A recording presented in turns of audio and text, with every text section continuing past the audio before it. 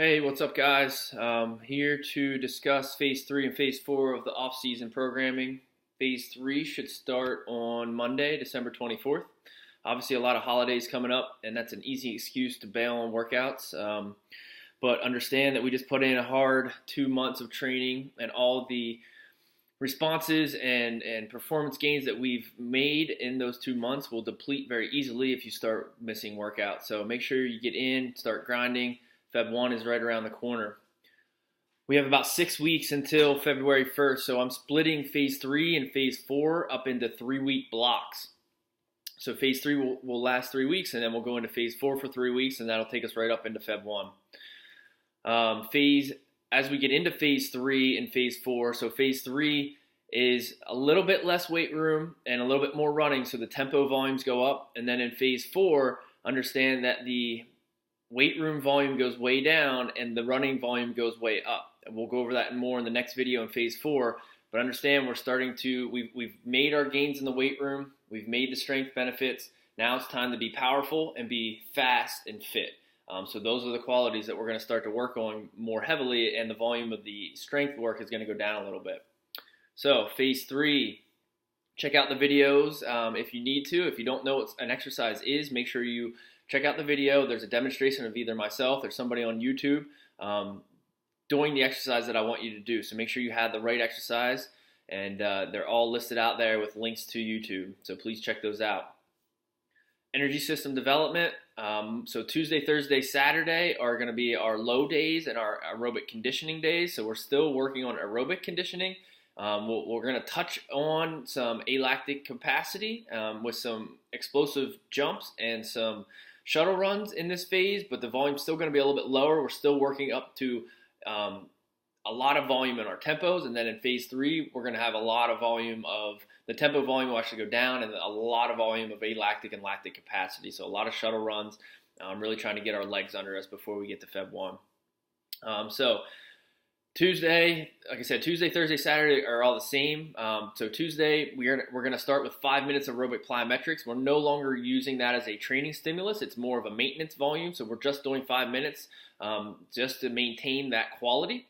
So those will be single leg and double leg, forward and lateral, little mini hurdle hops, 8 to 10, take about 10-15 second break, and then restart that for 5 minutes. So as many rounds as you can get in 5 minutes. Then we go to our tempos. Again, guys, these tempos are 60 to 70% speed. They're not max effort. This should be an aerobic training effect. So our heart rate should get up around 150, 160 at the end of each rep, and then come back down, hopefully between like 130 and 140 as we then repeat that. So on, again, Tuesday, week 1, we have 4 rounds of 8 reps at 100 yards. So each 100-yard, 60 to 70% effort sprint is 1 rep. You do that 8 times. That is 1 round. So do your run, 100 yards, 30 to 45 second break. Do it again 8 times. Take a 3 to 5 minute break in between rounds, and you'll do 4 rounds total. Again, that volume goes up from 4 all the way to 10 in week 3. So we're doing about 4,000 yards of tempos in week 3. That's a lot of volume, but we need to build up to that to be able to start maintaining that quality or start to develop that tissue tolerance as we get into season. We're going to be running a lot, so make sure you're ready for that. Monday, Wednesday, Friday, still top end speed. We'll go over that next. So Monday, Wednesday, Friday on the top end speed or the speed work. The drills stay the same. So they're the same drills that we've done in the last phase. So that way I don't have to try to teach you new stuff while you're at home. Those drills stay the same. And then the starts just vary. So we're going to start on Monday. We'll do a 5-5 shuffle, a hip turn, and a hot feet start. And then understand that in week 1, we're doing 3 sets of 10 yards. That's for the shuffle. 2 sets of 20 yards for the hip turn, and then 2 sets of 30 yards at the hot feet start. So those are just varying starts. So instead of the half kneeling starts we were doing, we're going to do some stuff up on the feet, be a little bit more realistic to lacrosse. And then the yardage varies. So again, 10, 20, or 30 yards, and then the volume goes up from week 1 to week 3. On Wednesday, top end speed, all those drills are the same. And we're building up to a flying 30 instead of a flying 20. So last phase, we did a 20-yard build and then a 20-yard sprint. Now we're doing a 20-yard build and a 30-yard sprint. So build up that 20 yards, and then from 20 and then to 50, you'll have, so that 30-yard sprint is max effort as hard as you can. Again, we keep the volume very low on these because the effort has to be high, and we don't want to create fatigue. We want to make sure that we get a max effort on every single rep. So we build up from 3 reps up to 5 reps in week 3. And then day 3 is the multi-directional stuff. Again, same beginning, just kind of technique work, the shuffles, shuffle to shuffle, crossover. So we're practicing the parts, and then we try to put the parts together into a whole. And our starts will be hip turn to shuffle and then hip turn to sprint. And then normally on the multi-directional day, we would do the partner stuff where we do races and stuff like that. I don't anticipate you having a partner every time, so we're just sticking to the starts. But if you do have a partner and you want to throw a few reps of races in at the end of that workout, I would encourage you to do so, but it's not necessary. And then we get into the weight room. The weight room's a little bit different. Again, the volume's a little bit lower, so it should be a little lower on a time commitment for just the weightlifting, traditional weightlifting. And then we have a finisher at the end where we do some lateral bounds, some explosive repeat conditioning. So that's again an alactic aerobic method. But let's go back up to the top here. So this is a circuit now. So we do our heavy lift, then we go right into our plyometric with our depth drop to box jump, and then we go right into our med ball. So the heavy lift should potentiate the other plyometric lifts or exercises. So you do that in a little circuit. Take 2 to 3 minutes in between each round. Take as much time, like probably about 30 seconds in between each exercise, and then 1 to 2 minutes between each round.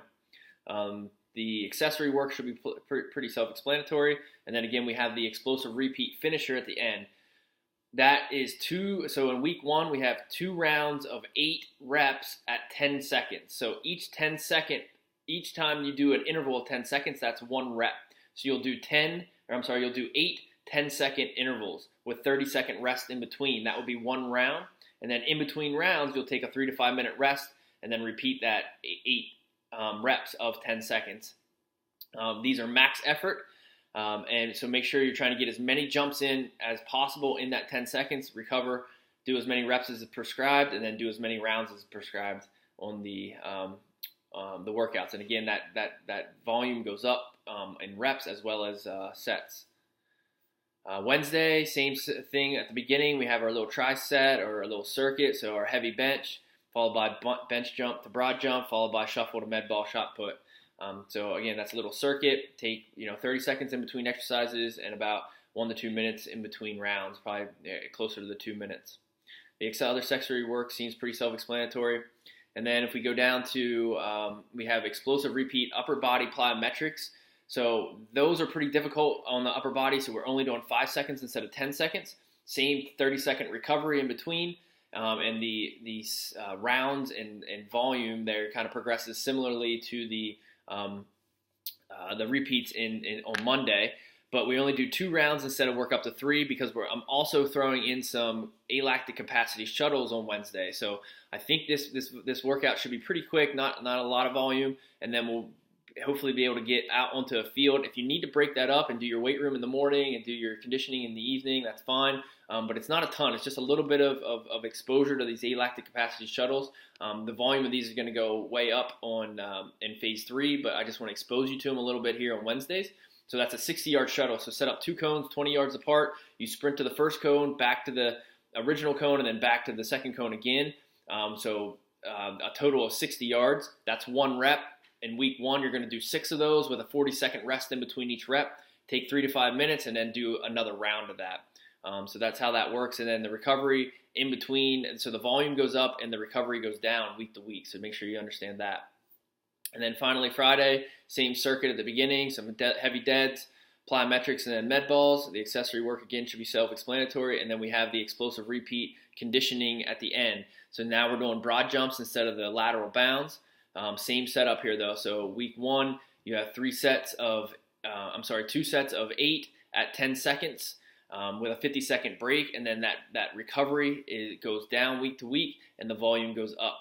So the number of sets and reps goes up week to week. Again, 3 to 5 minute rest in between rounds, and then as prescribed on the recovery in between. So as many broad jumps as you can get in 10 seconds, followed by a 50-second break. That's one rep. You'll do 8 of those in week 1. Followed by a 3 to 5 minute break and then another round. So hopefully that explains phase 3. If you have any questions or don't understand something, please feel free to email or call or text me as needed. If you don't have a piece of equipment or anything like that you need a substitute exercise, again, reach out and I will help you troubleshoot anything that you need to. Good luck on phase 3.